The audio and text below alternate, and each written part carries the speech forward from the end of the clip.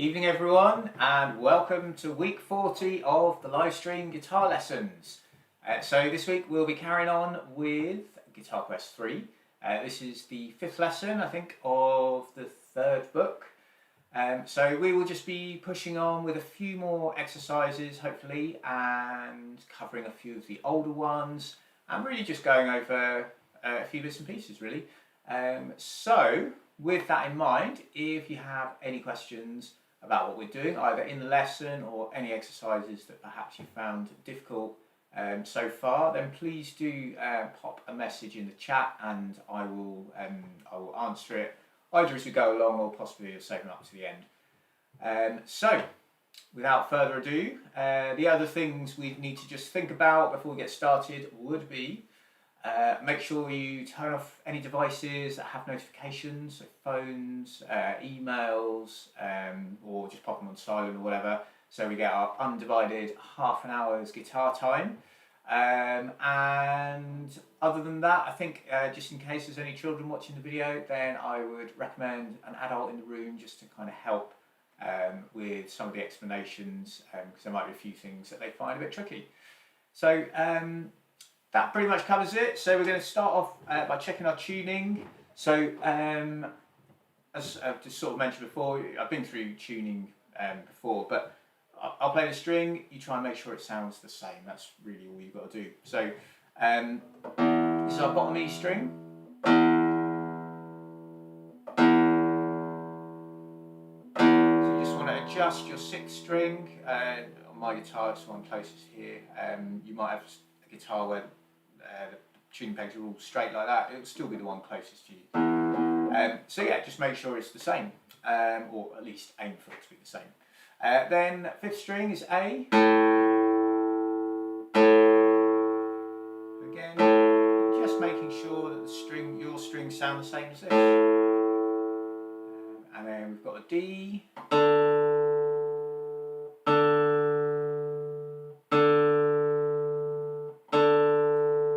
then we go to our G.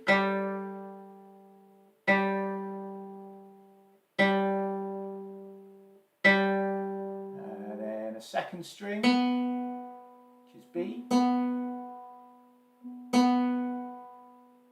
and then finally your top E string.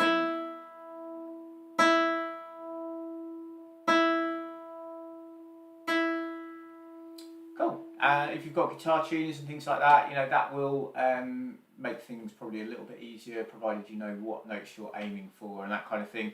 Can be easy to accidentally tune to the wrong note if you're not entirely confident with what's going on. So yeah, if you find you're struggling with tuning for any reason, if you happen to know anybody you can ask, like a friend, family member or whatever, even just a local music shop, I'm sure they'll be happy to help. So okay, let's move on.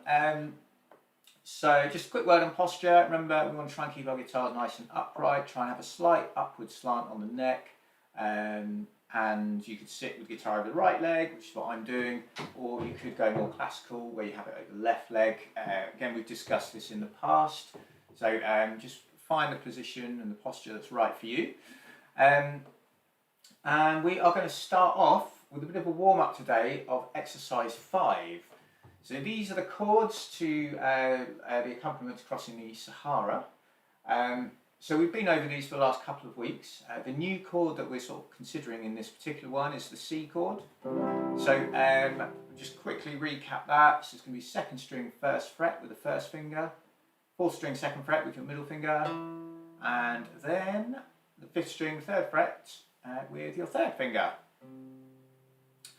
So we do that, strum across, and we're going to try and avoid the 6th string because we want C to be the lowest note of the chord, which is this one here. So our 5th string 3rd fret is C, hence that being the lowest note we want to strike. So we aim for that. Again, if you accidentally catch the 6th string, it's not the end of the world, but know that you're aiming to avoid it. So, and our strumming generally is going to be the sort of down, down, up, 3, 4. So sort of fairly straightforward rhythm.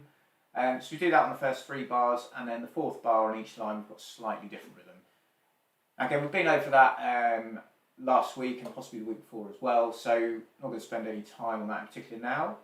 So we're just going to get stuck straight into it. So starting on the A minor, so if you make sure you get your fingers in place. So hopefully you know the A minor by now. I'm going to assume you do. So good luck everybody. After 4, we'll include the repeat as well. So here we go. So 1, 2, 3, 4. A minor, 3, 4, and C. 3, 4, D minor. 3, 4, and 3 strums on E. Rest, back to A minor. 3, 4, and C. 3, 4 to D minor. 3, 4 to busier E.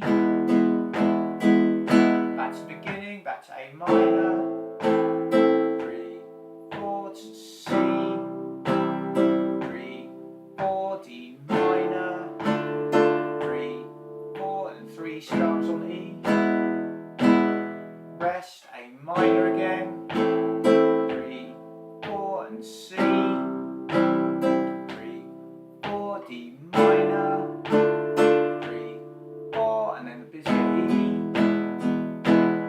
4 and then single strum on A minor to finish.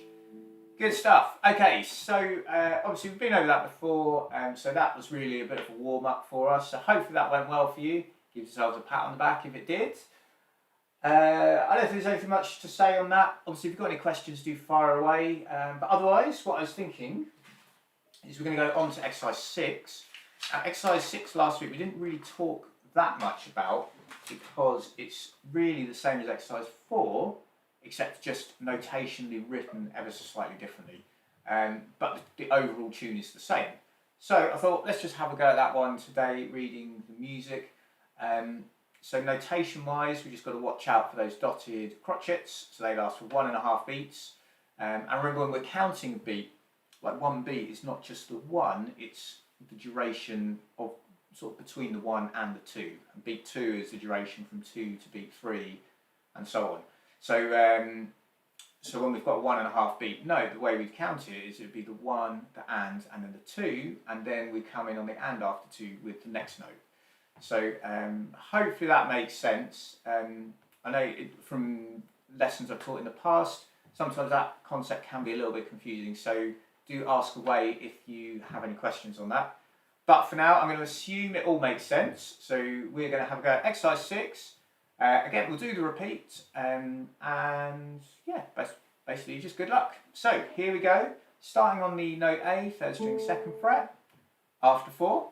Okay, so 1, 2, 3, 4. 1, 2. 1, 2, and 1, 2, and the second line.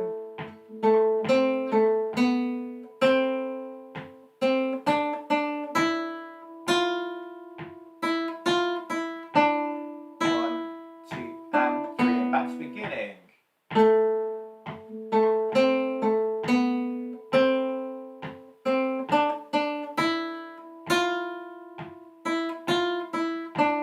1, 2, and 3, 4.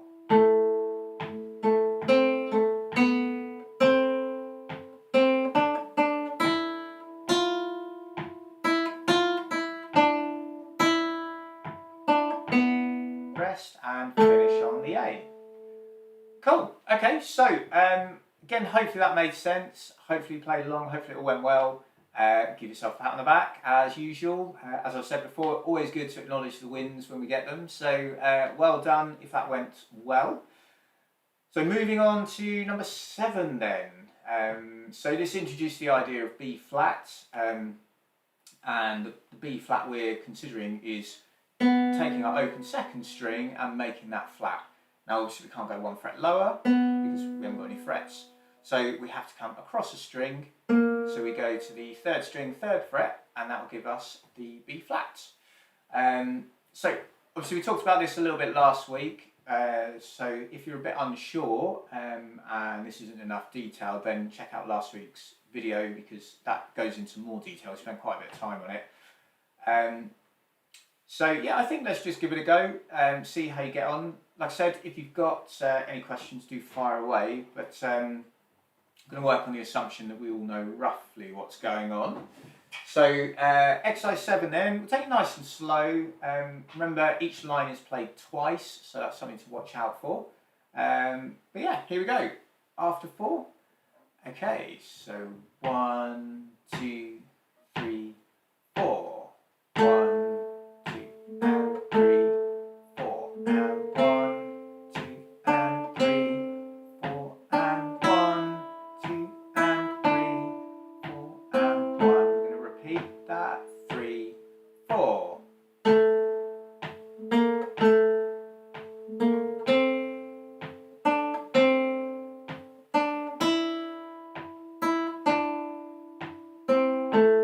Second line, 3, 4. So 1, 2, and 3, 4, and 1, 2, and 3, 4, 1, 2, and 3, 4, 1. Repeat that line, 3, 4. 1, 2, and 3, 4, and 1, 2, and 3, 4, 1, 2, and 3, 4, 1. And then on to the last line, 3, 4.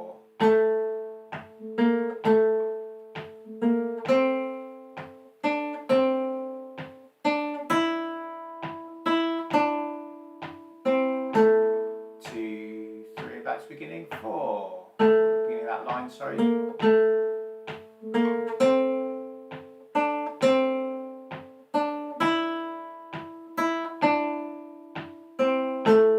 2, 3, and 4. Good stuff. Okay, so as always, give yourself a pat on the back if that went well. Yeah, flats on guitar can seem a little bit more tricky because it's not quite as instinctive as a sharp, and I consider flats to be kind of the opposite of sharps. So yeah, you know, hopefully it's making sense. Just as a sort of heads up, because we'll need this for the next bit. Say we're playing a B down on the 5th string, which should be our 5th string 2nd fret. Then when we go B flat, this one hopefully is a little bit more instinctive because we can just go 1 fret lower. And remember, lower is lower in pitch. So if you do happen to have your guitar at an angle like this, and people think, oh, lower, it's like maybe they go this way because you know, physically we're getting closer to the floor, but actually we're always talking in terms of pitch. So when we're talking about going higher or lower, it's always related to pitch. So lower in our case means we're going to go from the B 1 fret down in pitch. So hopefully that makes sense. And yeah, we are going to move on to exercise 8.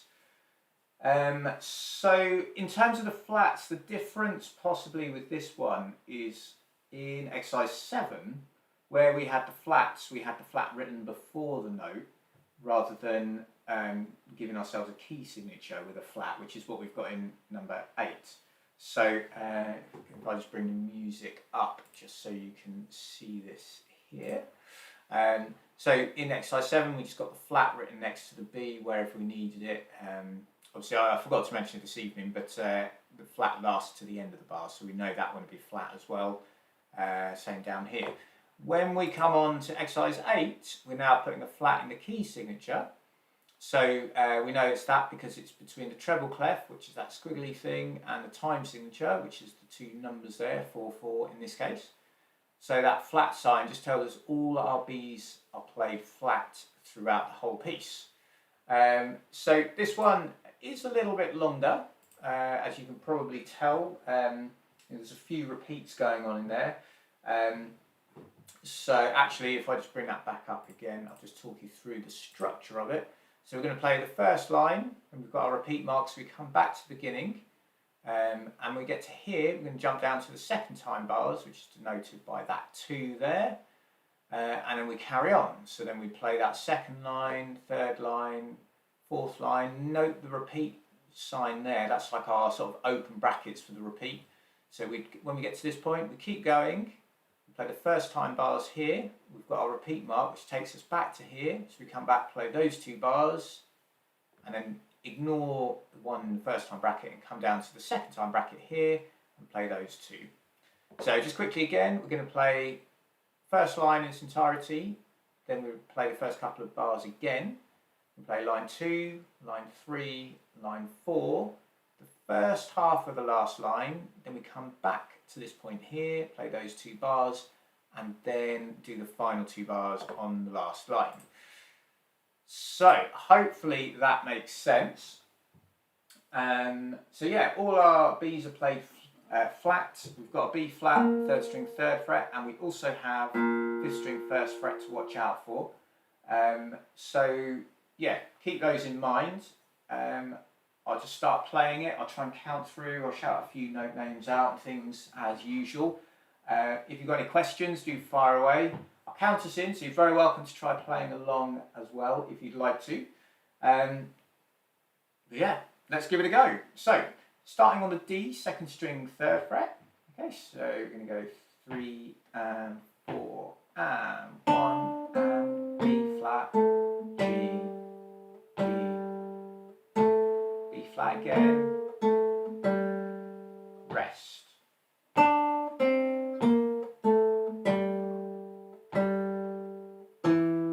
Low B flat, the 1st fret. Sorry, missed that a little bit. Then back to the beginning.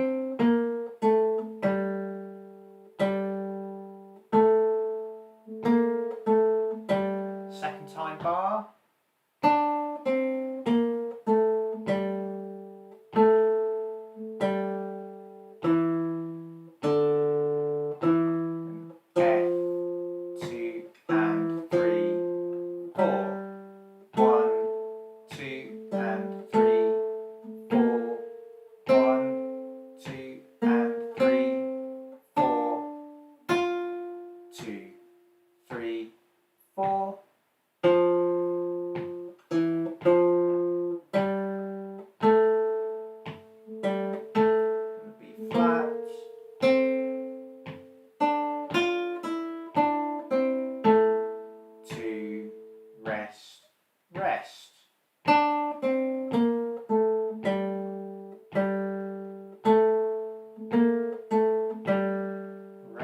First time bars on the last line.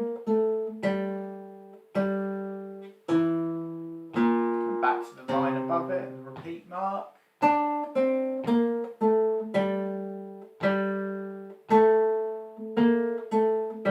Second time bar on the last line.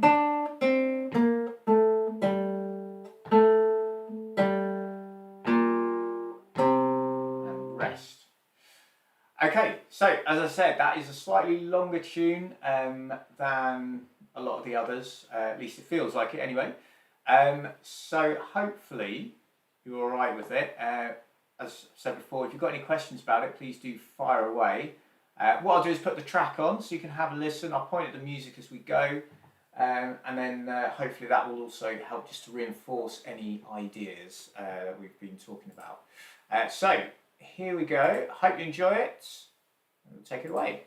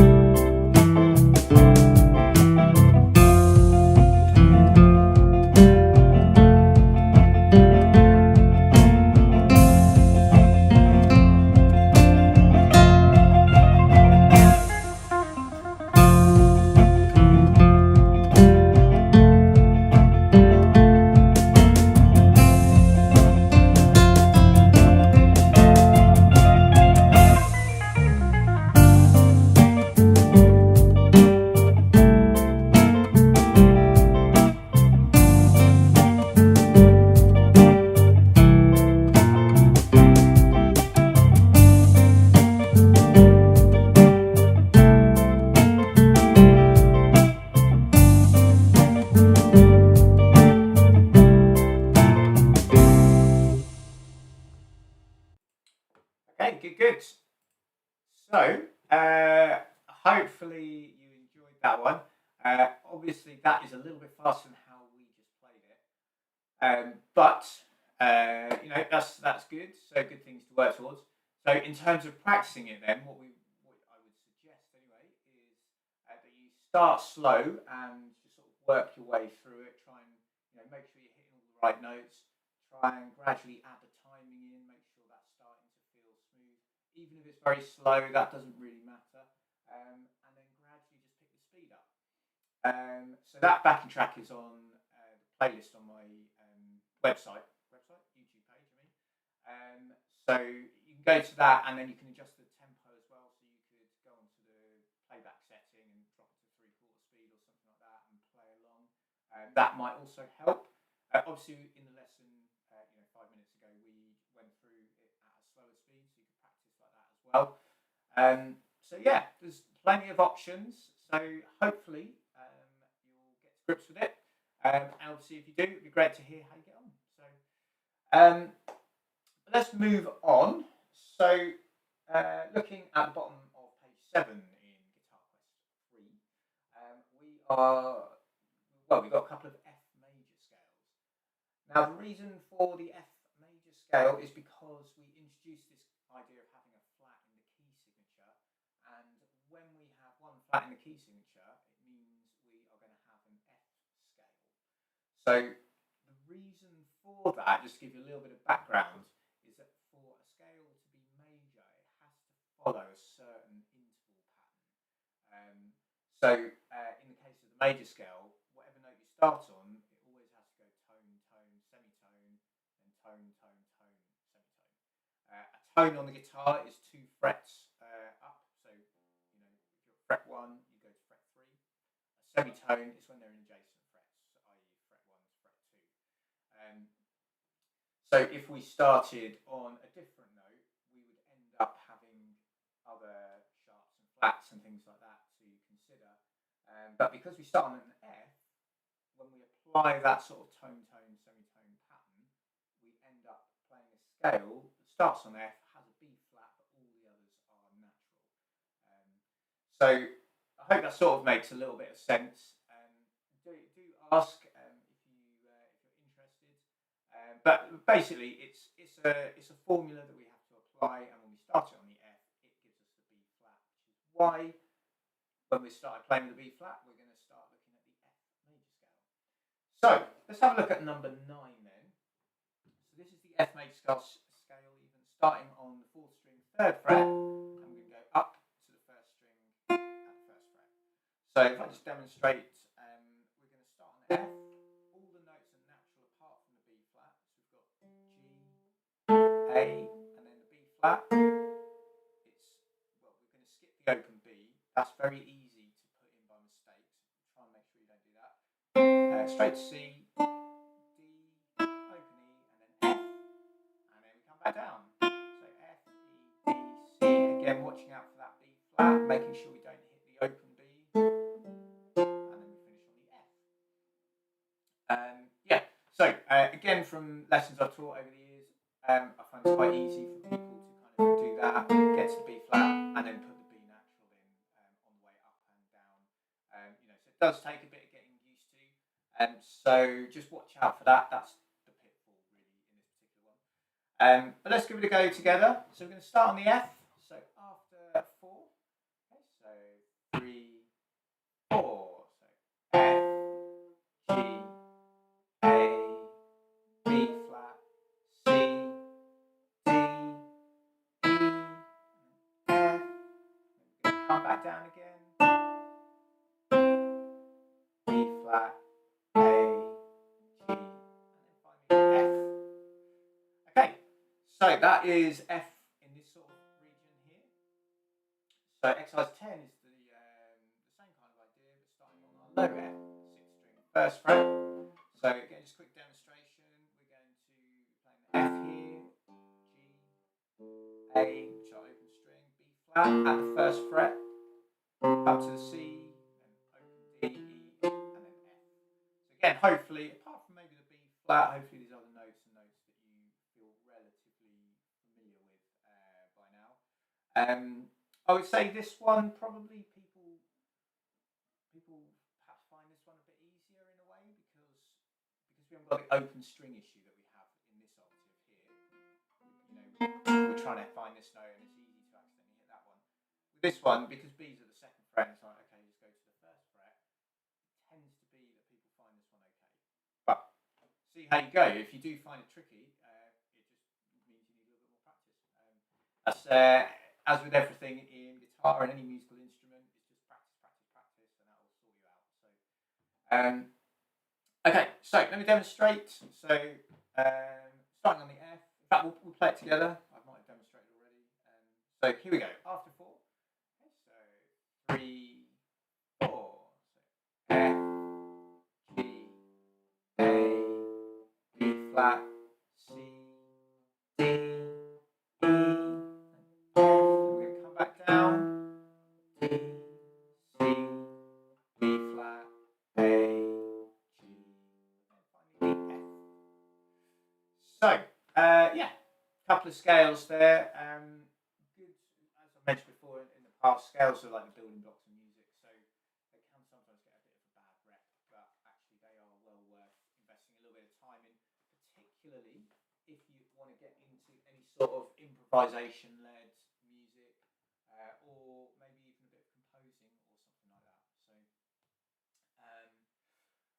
okay, we've got a couple of minutes left, so let's turn a page. Have a look at page 8 now, and we've got this idea, this new concept basically of these things called slurs, which is a kind of an umbrella term for them, but more commonly in guitar talk, we would describe them as hammer-ons and pull-offs. So what we'll probably do is just talk about the idea today briefly, so you can have a bit of a play around with it, and then we'll come to exercise 11 next week. So a hammer-on is where we play a note. So for example, the 4th string. So we play that D, and then we're just going to hammer one of the things down to another note, another fret. So for example, if we went to the E at the 2nd fret, we'd hammer this finger down without re-plucking the string, and you should hear the sound of the note. So again, if you watch my right hand, you'll see I play the D, don't play again, hammer this finger down, and you can hear the note change from the D to the E. So usually this is how on guitar, certainly a lot of people anyway, they can get the speed of notes up and things by doing hammer-ons and pull-offs and things. So a hammer-on is a low note to a high note, so lower note, higher note. A pull-off is the other way, so you start, say for the example, the E, you play it, don't pluck the string again, and just lift off, and you get the sound of the D. And I say just lift off, you can actually flick this finger down ever so slightly, almost like you're plucking the string with this finger. But you don't want to pull on the string, you've got to be careful of that. So it's just a little kind of little flick. So yeah, that's basically it. Doing them in isolation actually can sometimes feel a little bit more difficult. Once you're in the midst of a song and you're just playing, once you've got the technique down anyway, it can hopefully just sort of fall into place. So yeah, exercise 11 does hammer-ons on the 1st and the 2nd strings, and actually the 1st and the 2nd strings are actually probably a little bit more difficult to get the sound out because they're nylon. Well, on my guitar anyway, it's a nylon strung guitar. If you've got a steel strung guitar, you'll probably be all right. The steel strings do tend to be a little bit easier to get these hammer-ons and pull-offs to work. And a good way to practice this kind of idea is just to play. We'll go to the 4th string again. So D to E, and just see if you can do the hammer-on followed by the pull-off. Going. You can see like my right hand, I'm not doing anything, just kind of keeping that out of the way. So all the energy is being maintained through this finger here. And if you listen to people like Hendrix and players a bit like that, they used to do that quite a lot. It was just a way of like generating a bit of musical sound whilst perhaps they were talking or singing or something. So yeah, it's they can be tricky ideas to get down initially, but it's just time and patience and put the practice in, and it will happen. We will talk more about that next week. So I think that's going to be a good place for us to finish up for today. So good luck with the hammer-ons and the pull-ups if you attempt them. Otherwise, we'll talk about them more next time.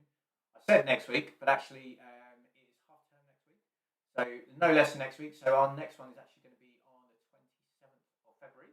So that'll be our usual time, 6:15 UK time, 10:15 Pacific time. So in terms of things to practice this week, I would suggest we go with exercise 7 as a bit of a warm-up. So that is stargazing. Do that as the warm-up.